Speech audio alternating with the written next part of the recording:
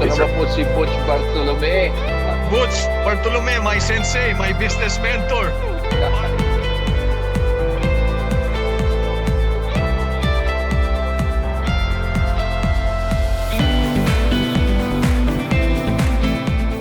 Good morning, good afternoon. This is Butch Bartolome, the business mentor ng Manila Times. Alam nyo ba, meron tayo na-discover isang matagal na matagal at idol ko rin siya. At yan wag na natin patagalin. Ito po si Mr. Darius Rason. Hello, Darius Kuya person. Darius. In person ko yan. Darius. Magandang araw po sa inyo lahat. Yan, ako yung Darius boses. po.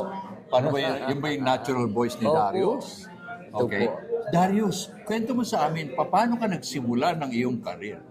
Well, I started in show business ng mga 17 years old pa lang ako. 17. 17. Yeah, now I'm 72. 17 and 72. Baliktaran. Kumbaga, age is not a problem. Alright. Okay. So, yan. I started in show business na talagang nag-audition ako sa mga shows. No? Pumupunta ako sa mga piyestahan. Alam mo, noong mga panahon na yun, di ba? Yeah. May mga amateur singing contest sa TV, sa mga So, lugar-lugar. dumadayo ka pala kahit saan-saan? Dumadayo ako. And also, Hindi ka ba nahiya? hindi ako nahihiya. Gusto ko kasing maging singer, gusto ko kasing ikarir ko So, nung to. bata ka, talagang meron kang passion, may dream ka na you want to become a Oh singer. yes, kasi Someday. nung mga elementary grades ko, di ba, talagang ako palaging sabihin na natin na pinadadala ng eskwelahan sa mga oratorical contest, Okay. sa singing contest, declamation contest. Andun na yun yung art, di ba, ng acting and singing. Kaya parang na-imbibe ko siguro dahil hanggang sa lumaki ko, maging high school o maging college, eto na ako na gusto kong mag-artista. So anong una mong nilabanan na naging nakilala ka? Well, una, siyempre, sumali ako sa tawag ng tanghalan. Tawag ng tanghalan. Yung mga hindi nakakaalam tawag ng tanghalan. Sino yung mga host nun? Panahon pa ho ito nila Pachi and Lupito. Si Patsy. Si Okay. Patsy. Bata pa kasi ako At noon si di ba? Lupito. Oo. Lupito. Yun ang talagang original Yun at ang original. legend. Yan ang original ng tawag ng tanghalan. Oo. Sumunod na sa kanila sila Pilita, sila Bert Marcelo, di ba? And Sino nakalaban mo nun sa finals ng tawag ng tanghalan? Big event ito alam ko. Yes. Sila Opelia Dairit, yung mga ganong pangalan na I don't know kung natatandaan pa. So ano winning song mo nun? Well, marami akong winning song. Yung winning song naging champion ka? Andyan yung My Friend, di ba? Andyan din yung I Believe, di ba? Marami. This Day, ni Cliff Richard, di ba?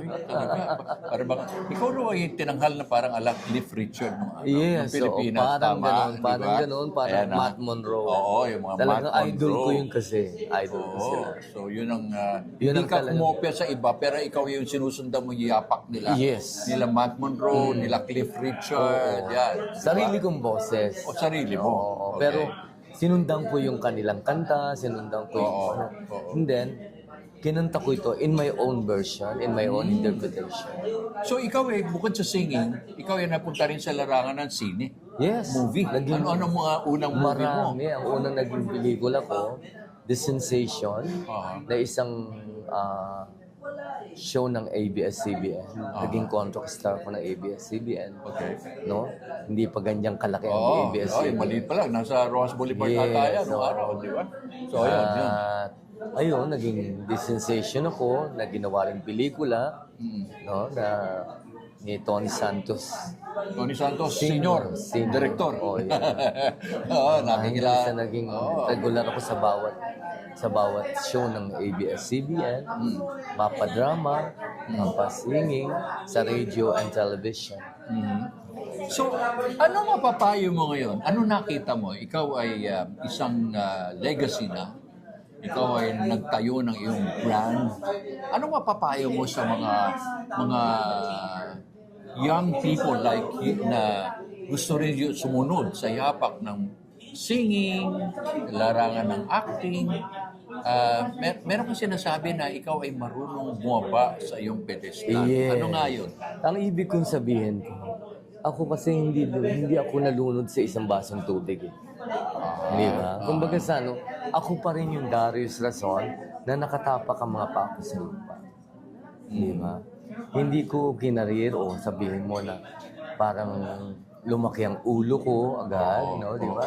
Alam mo naman yung paglaki ng ulo eh. Yun Medyo ang- nakakalimutan mo yung mga nakakalimutan taong mo na ang mga sumuporta taong sa'yo. sumuporta sa'yo. Oh, yeah. Di ba?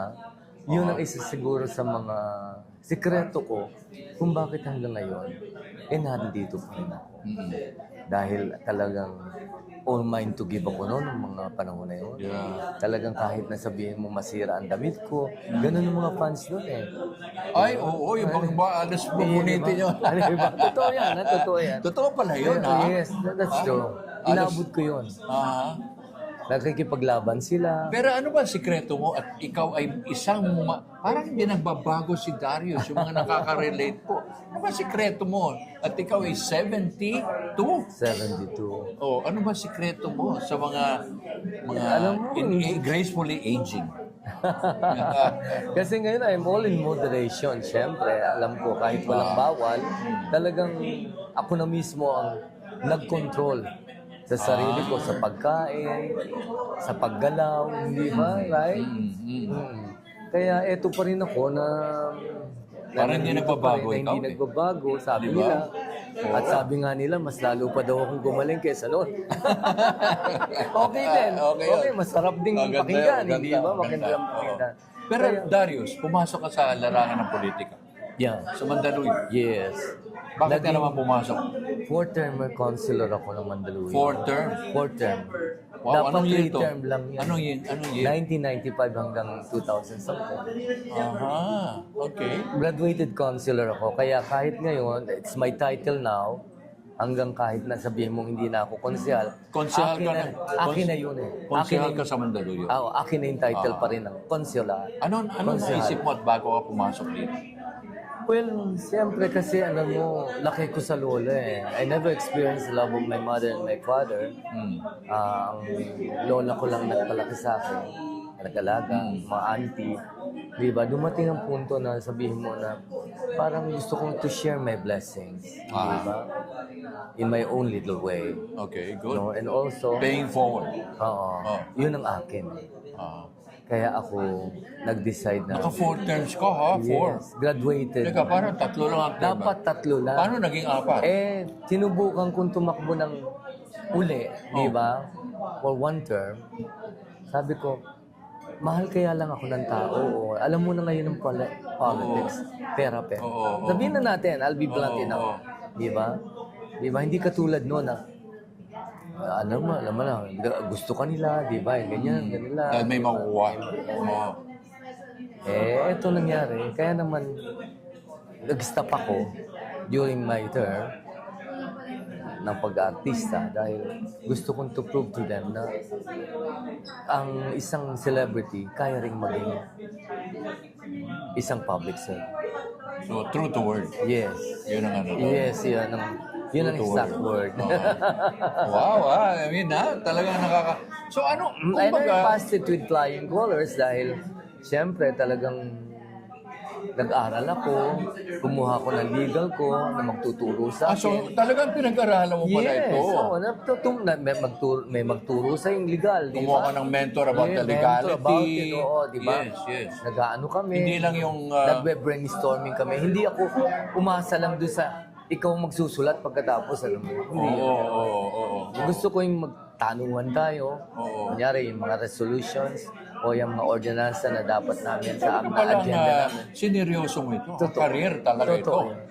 Okay. At nataon pang ang naging chairmanship ko na binigay sa akin yung una, Women and Family. Uy, Nang pagkatapos, akin na lahat yung laging landed estate chairman.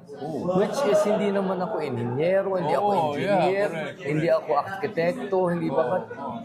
But alam mo na, pinag-aralan ko. Talagang nag-focus ako. Yeah. So, Para hindi naman ako mapahiya. exactly. Hindi mo dinaan dahil sa pagiging Yes. singer, Pagkanta-kanta actor, ko lang, diba? di ba? Oo. I proved to them. Galing. Pero hindi ko pinagmalaki yan, Oo. kapatid, dahil ang akin, every time they saw me, na makikita nila ako, they see me, no? Eh, palagi bang, kantahan mo na lang kami, huwag ka nang maglahad ng mga Mga resolution mo or mga Oo, ordinansa ang dami mo ginawa. Eh, minsan nakaka-open pot, gano'n, ano? Pero natutuwa na lang ako na mas gusto namin marinig ka na lang kumanta. Kasi talagang naging biggest factor din sa akin itong aking pagiging... So Darius, ngayon, saan ka ngayon nagsisirculate? Saan ka ba ngayon kumakanta-kanta? Well, I'm still doing shows sa mga events, di ba? okay. Right? Alam mo na yung mga senior citizen na nag-celebrate ng bonggang birthday nila. Yun. Uy, mga senior ha, yung mga magse-celebrate pala, ha? Dapat pala. Yes. Kasi alam mo, nostalgic eh. Yes. Di ba? May Gusto nila yung hugot. flashback. Oo, Gusto nila to flashback. reminisce the past, di ba? Pero Reminisce sabi the nga na iba, pag ikaw rin nakikita at naririnig, ano sabi ng mga fans mo ngayon, ng mga senior? Sabi, Yung mga sabi, bakit ganyan ka pa rin? Ba't ganyan pa rin ang itsura mo? Sabi, sila kasi tumatanda na. eh, sabi ko, siguro po jeans. Sabi ko, ganyan na lang. Okay. Eh talagang ako kasi, pag nag-show din ako, ever since, nung kasikatan ko, pag nag-show ako, gusto ko may interaction. Hindi ako yung pakikinggan mo lang. Correct. Gusto ko ini-involve yun. Ayan po, ladies and gentlemen, ha? Yan po si Darius Rason. Habulin nyo kung saan siya. At siya ay nasa mga shows. Yes, minsan Okay. ho, nandiyan ako sa mga Pagcor Casino Filipino. Correct. Yung At ba? kung gusto nyo ulit ma-revive yung pagkabata. Okay? So again, Darius, Thank maraming you. Thank Sure, you. salamat. Thank you. Thank you. Ayan. Ito naman po si Butch Bartolome. Butch Bartolome, my sensei, my business mentor.